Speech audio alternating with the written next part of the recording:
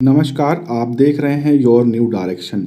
जैसा कि कल 6 अक्टूबर को 12,460 शिक्षक भर्ती में एक निर्णायक आदेश आने का चांस था, क्योंकि समय बहुत था और ये सुनवाई अंतिम हो सकती थी, जिससे बहुत सारे अभ्यर्थियों में नाराज़गी है कि आखिर में नई तारीख क्यों लगाई गई। तो इसी सवाल का जवाब आपको मिलेगा, क्योंकि आपके हित के लिए एक छोटा सा प्रयास किया गया, जिसकी जानकारी टीम्स के मेंबर्स द्वारा प्राप्त हुई है।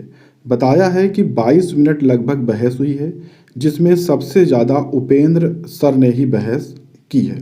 और यहाँ पर इन्होंने कहा है कि जज साहब ने खुद कहा है कि जीरो की जितनी अपील है उस पर मुझे एक एक कंप्लांट तैयार करके मेरे सामने प्रस्तुत करें, जिससे मुझे मैटर को समझने में दिक्कत न हो।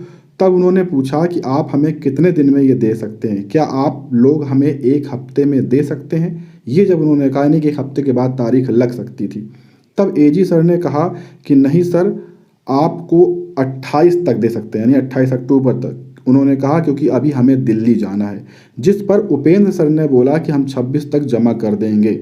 लेकिन जज साहब ने इसे नकार दिया और कहा कि एजी 28 बोल रहे हैं, इसलिए 28 ही कर देते हैं। यहाँ पर यह भी बताया है कि उपेंद्र सर जो सभी वकील थे उनकी यहाँ पर काफ़ी ज़्यादा वो कर रहे थे, बहस अच्छी कर रहे थे, और हाई मैटोरी जो भी था, हाई मेरिट को लेकर उनकी ये नौकरी उनको मिलनी चाहिए और कम वालों को नहीं मिलनी चाहिए। इस पर भी जज कमेंट से सहमत थे। उन्होंने एक कमेंट भी किया था कि जो हाई मेरिट हैं उनको मेरिट मिलनी चाहिए, और इसी पर इन्होंने ये कहा। और उपेंद्र सर ने ये भी कहा कि हाँ, हाई मेरिट वालों की ही नियुक्तियाँ रुकी हुई हैं।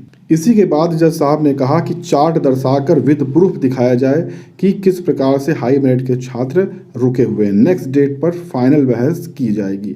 तो इस तरह से 28 तारीख लगाई गई है, और ये सभी जो भी कागज़ हैं जमा होने के बाद 28 तारीख को एक निर्णायक सुनवाई होगी। इसके अलावा अन्य कोई जानकारी प्राप्त होगी तो आपके साथ शेयर कर दी जाएगी।